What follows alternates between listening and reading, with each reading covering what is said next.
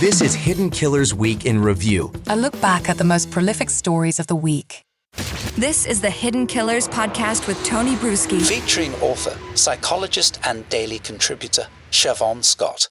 It's not every day that someone comes to you from a position of authority and tries to make things up and lie to you and basically tell you, hey, you know, that thing that seemed really important before that anyone would think is really important?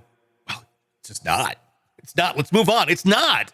But that's what's happening in Delphi right now, of course, in the case of Richard Allen, the man accused of killing those two little girls. What they're saying right now is that evidence, interviews that were conducted the very week the murders took place with potential suspects, Odinists, actually, that doesn't matter. No big deal. We taped over it. There was a Matlock rerun marathon going on. We had to get that. Far more important. They didn't have that part in. But who knows? I don't know what they taped over it with. Joining me to discuss, Siobhan Scott, psychotherapist and author. Are they that dumb?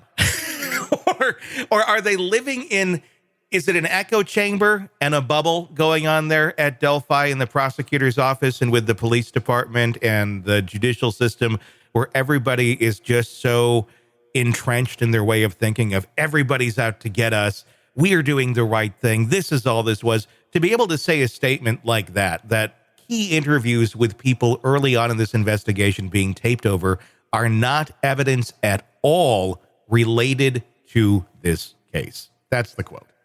Mm-hmm, mm-hmm. And that may be their belief, you know, or they may be, just going on defense mode right now because they know they screwed up. That's probably my guess is it's a big oops. And how are we going to handle this now? Just say it wasn't that important. I mean, it feels like a lot of this case is a big oops, and it's a cover up for that oops. And in the covering up of that oops, there's another oops, and then oops got to cover up for that oops with another thing. And one thing after another gets us to this maddening place of conspiracy and just mistrust in the whole thing. An interesting thing to note, incompetent behavior, also very easy to masquerade as something that does kind of look like conspiracy, does it not?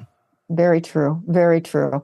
Yeah. And usually the conspiracy angle, when it comes to any government entity, it doesn't really fly because they're not organized enough to create an actual conspiracy. So usually it's accidents and oops, and then, rationalizing. And that's a good point, because conspiracy, you do need competency to pull that off. You do. You have to really coordinate among a lot of people, too. Yeah.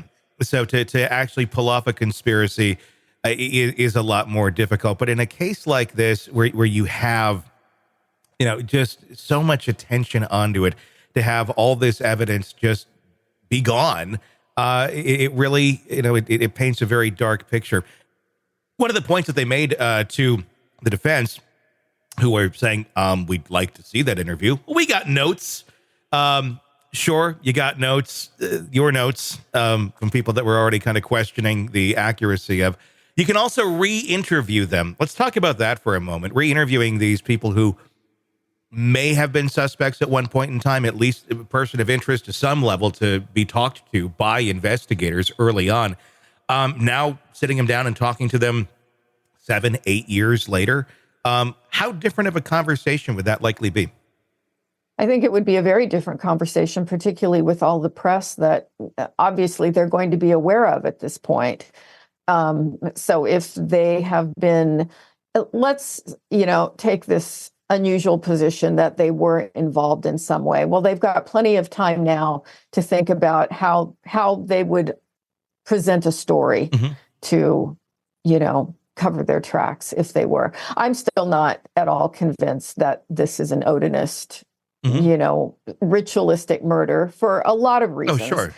But when you look at the big picture, it's just unfortunate because we would love to be able to see those interviews in trial. With so many people in this and this so much time that's gone by and evidence that wasn't really collected properly or documented properly, and the fact that it took how many years for them just to finally go to the CVS worker who raised his hand many years earlier and said, I was there, how can I help? And say, you're our guy. Are we ever going to get to the bottom of this? You know, are we ever truly, do you think, going to figure out who killed these little girls in a true, accurate sense? Like, I know we'll probably get to a trial at some point with Richard Allen if he makes it there. But even then, I feel like there'd still be a ton of questions, even if found guilty. And I'm sure appeals would take place and probably another trial. But if they're not looking anywhere other than Richard Allen, how do you get there? Yeah, I don't know. This is a trial I am definitely eager to see because there's so much speculation, you know, the talk of conspiracies, the incompetent behavior, the unusual judge, you know, it is one that we're going to need to look at very closely. Want to listen ad-free? Want advanced access to all of our interviews before anyone else? Become a True Crime Today Premium Plus subscriber on Apple Podcasts. You get every episode commercial-free. So you can binge on true crime until you can binge no more. Search True Crime Today Premium Plus on Apple Podcasts now, or go to our podcast page and sign up now. More of the Hidden Killers podcast next.